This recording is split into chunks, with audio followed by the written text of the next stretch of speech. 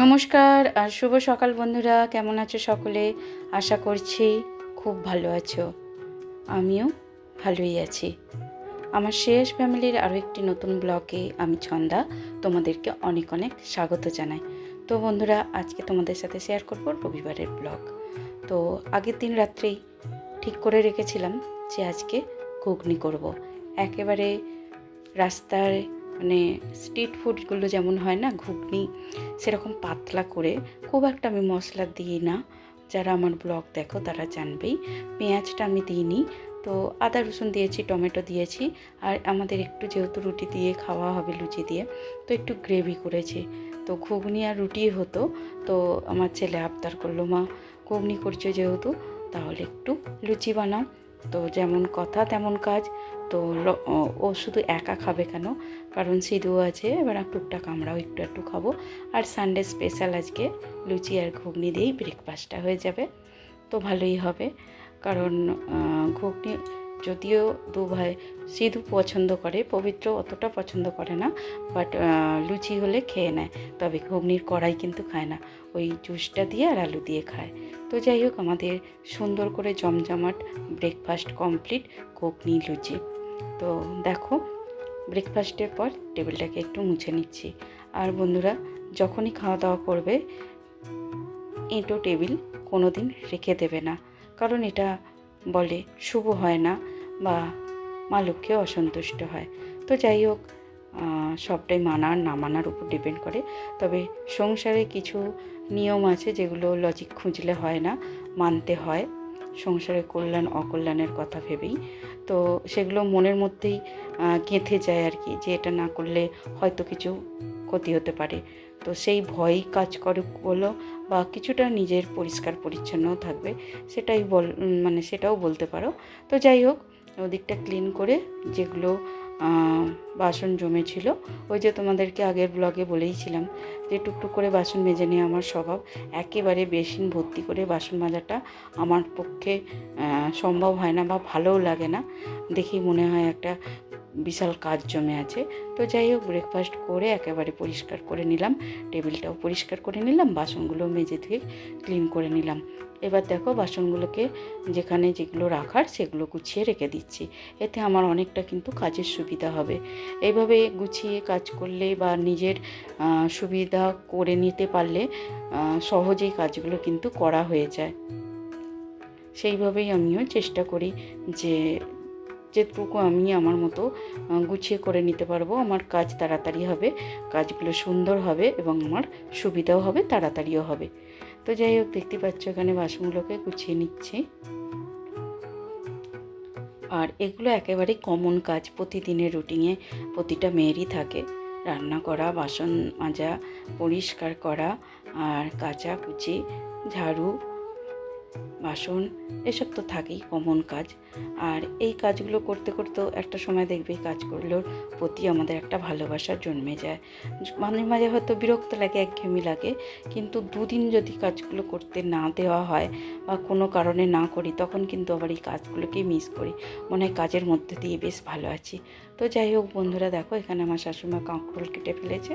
তো কাঁকরোলগুলোকে একটু লবণ হলুদ মাখিয়ে নিলাম, জল ছড়িয়ে নেব একটু সামান্য, মানে এরকম গোল গোল কাটি না, আর ওটা আমার পছন্দ হয় না। কারণ কেন বলো তো, গোল গোল কাটলে ঠিকঠাক ভাজা হয় না, আর খেতেও ভালো লাগে না।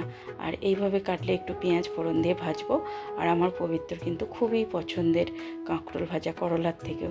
আমার দুটোই ভালো লাগে, আমার আবার বেশি করলাটাই ভালো লাগে। একটু পেঁয়াজ ফোড়ন দিয়ে কাঁকরোল ভাজা আর করলা ভাজা দিয়েই কিন্তু শুকনো ভাত অনেকটা খাওয়া হয়ে যায়। আর আমাদের রোজকার পাতে করলা নয়, কাঁকরোল, মানে একটা তেঁতো থাকবেই, একটা তেঁতো বলতেই করলাটাই বেশিরভাগ থাকে। তো যাই হোক, দেখলেই একটু শুকনো লঙ্কার পেঁয়াজ ফোড়ন দিয়ে কাঁকরোলগুলো আমি ভেজে নিলাম। ইতিমধ্যে আমার কাঁকরোলগুলো ভাজাও হয়ে গেছে। তো ঢেলে নিচ্ছি, আর একটা টিস্যু পেপারের মধ্যেই দিলাম, কারণ যদি সামান্য তেল থাকে সেটা ওই কাগজের মধ্যে টেনে যাবে।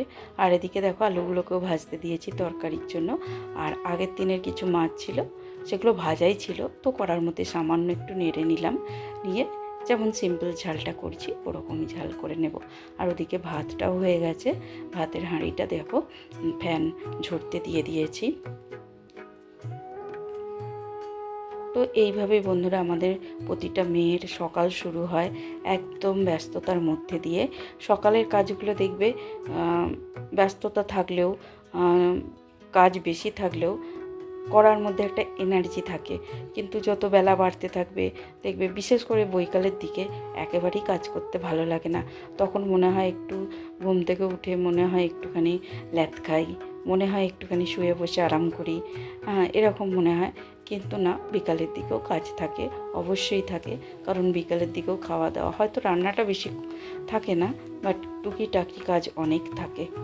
তো একদিন তোমাদের সাথে সন্ধ্যার দিকের ব্লগ শেয়ার করব অবশ্যই। তো এদিকে দেখো ঢ্যাঁড়স আলুর তরকারি করব। তো আমি আলুটাকে একেবারেই একটু কালো জিরে কাঁচা লঙ্কা ফোড়ন দিয়ে সুন্দর করে ভেজে নিয়েছিলাম। নিয়েই তো দেখো পোস্ত বাটাটা দিয়ে ভালো করে কষিয়ে আলুটা অর্ধেকটা সেদ্ধ হওয়ার পর ঢ্যাঁড়সগুলো দিলাম, কারণ ঢ্যাঁড়সগুলো আমি আগে থাকতে ভেজে নিয়েছিলাম। আর একবারের আলুর সাথে দিলে কি হয় বলো তো, গলে যায়। আর একদম গলে যাওয়া ঢ্যাঁড়সটা খেতে কিন্তু ভালো লাগে না, টেস্ট লাগে না আর কি। তো কিছু কিছু সবজি আছে একটু শক্ত ভাব থাকলে ভালো লাগে। তো যাই হোক, তোমাদের সাথে গল্প করতে করতে ওদিকে আমার রান্নাবাটি কমপ্লিট। মাছের ঝাল হয়ে গেল, আর তরকারিও হয়ে গেল, কাঁকরোল ভাজাও হয়ে গেল। আর এদিকে দেখো গ্যাসটাও মুছে নিচ্ছি। তো রান্না করার বললাম না, কিছু কমন কাজ থাকে, হয়তো সেগুলো আমাদের গুছিয়ে করতে হয়। তাহলে কি হয়, আমাদের সুবিধা মতো আমরা সেগুলো যদি একটু গুছিয়ে করে নিতে পারি, কাজগুলো সত্যি ইজি হয়ে যায়। তখন আর ওই কাজের অ্যাটাক আসে না, মানে কাজ করতে হবে, এতটা কাজ পড়ে আছে, এরকম মাঝে মাঝে মনে হয় না।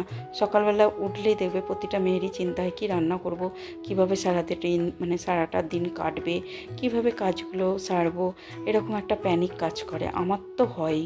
কিন্তু সত্যি কথা বলতে, যখন কাজে হাত দিয়ে দিই, তখন একটার পর একটা গুছিয়ে যখন কাজ করি, তখন কিন্তু মাথায় সেট হয়ে যায় যে এই কাজটার পর এই কাজটা করবো, এই কাজটার পর এই কাজটা করব। তখন আস্তে আস্তে কাজগুলো খুব সুন্দরভাবে পরিকল্পনা মাফিক হয়ে যায়। কিন্তু মাঝে মাঝে হয় একটু রুটিনের বাইরে চলে যায়, অনেক সময় হয় না, সম্ভবও নয়।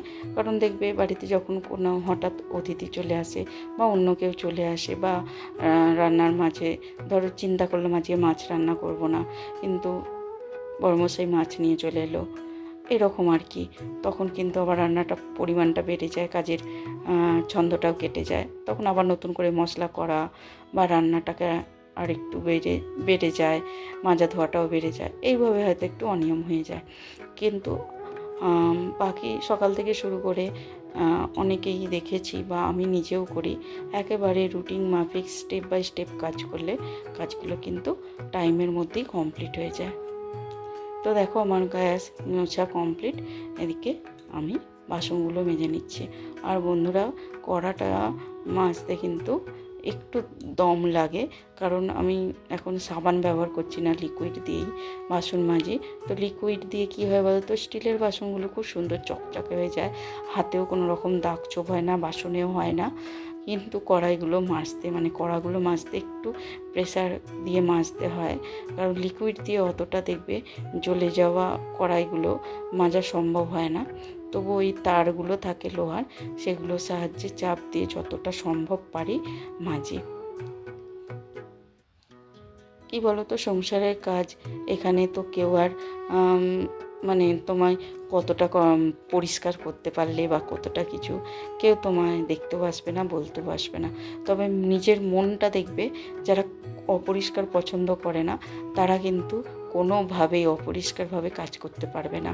সে কেউ দেখুক, কেউ তারিফ করুক, বা কেউ কিছু বলুক বা না বলুক, নিজের মনের মধ্যে একটা খুঁতখুঁতে ভাব জন্ম নেয় যে না, ঠিক করে না ক্লিন করলে। যেমন আমি রান্নাঘরটা প্রতিদিনই ক্লিন করি সুন্দর করে, তো মাঝে মাঝে মনে হয় যা হোক করে একবার মুছে দিয়ে ছেড়ে দিই।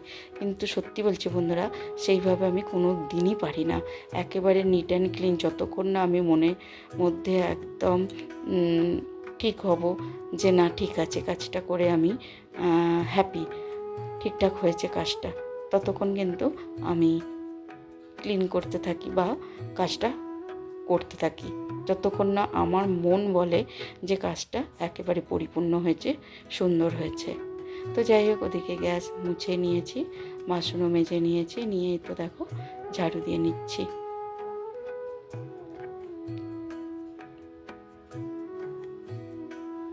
তো বন্ধুরা, ওদিকে সমস্ত কাজ কমপ্লিট করে ছাদে এলাম। কেন বলো তো, আগের দিন মানে শনিবার দিন আমি আর আমার শাশুড়ি মা মিলে যে বড়ি দিয়েছিলাম সেগুলো কিছুটা শোকাতে বাকি ছিল, কারণ পরে বৃষ্টি চলে এসেছিলো আর মেঘলা করে গিয়েছিল, যার জন্য একটু শোকাতে বাকি ছিল। সেগুলো আমি সকালবেলা রোদে দিয়ে দিয়েছিলাম। আর এই দেখো কত সুন্দরভাবে ছেড়ে যাচ্ছে থালা থেকে, কারণ এই যে তেল দেওয়া ছিল আর একেবারে শুকিয়ে গেছে সুন্দরভাবে। তো আর 5-10 মিনিট মতো রাখবো, স্নান করতে যাব, স্নান টান করে এসে আমি এগুলোকে তুলে ফেলবো। তো আরেকটু বেশি দিলে ভালো হতো, কিন্তু ওই যে বর্ষাকাল, বৃষ্টি যদি হয় না শোকায় তখন বড়িগুলো কিন্তু নষ্ট হয়ে যাবে, সেই জন্যই অল্প করে দেওয়া হয়েছে। তো যাই হোক বন্ধুরা, স্নান টান করে একেবারে চলে এলাম ভাত বাড়তে। তো ওই যে ছেলেদের পরীক্ষা যেহেতু এখনও কাল থেকে শুরু হবে, মানে সোমবার থেকে, কিন্তু এই কদিনই আমি একসাথেই ভাতগুলো বেড়ে নিচ্ছি, যেহেতু আজকে সকালে লুচি খেয়েছে আর পবিত্র অতটা খিদে পায়নি, তাই বললাম একেবারেই বাবা এলে ভাত বাড়বো। এই তো দেখো সবার ভাত বেড়ে নিচ্ছি। তো যাই হোক বন্ধুরা, আজকের ব্লগটা এই পর্যন্তই রাখলাম। যদি তোমাদের আজকের ব্লগ একটু কোথাও ভালো লাগে, লাইক করো, কমেন্ট করো। আর যারা চ্যানেলে নতুন আছো, আমার নতুন বন্ধু হয়েছো, আজকে আমার ভিডিও নতুন দেখছো, তাদের কাছে আমার একান্ত অনুরোধ রইল, আমার চ্যানেলটা সাবস্ক্রাইব করে দিও প্লিজ, আমার পাশে থেকো। আর যারা অলরেডি আছো তাদেরকে তো অনেক ধন্যবাদ, অনেক ভালোবাসা। তাহলে বন্ধুরা, দেখা হচ্ছে তোমাদের সাথে খুব শীঘ্রই নতুন আরও একটা ব্লগে। ততক্ষণের জন্য সকলে খুব ভালো থেকো, সুস্থ থেকো, টাটা।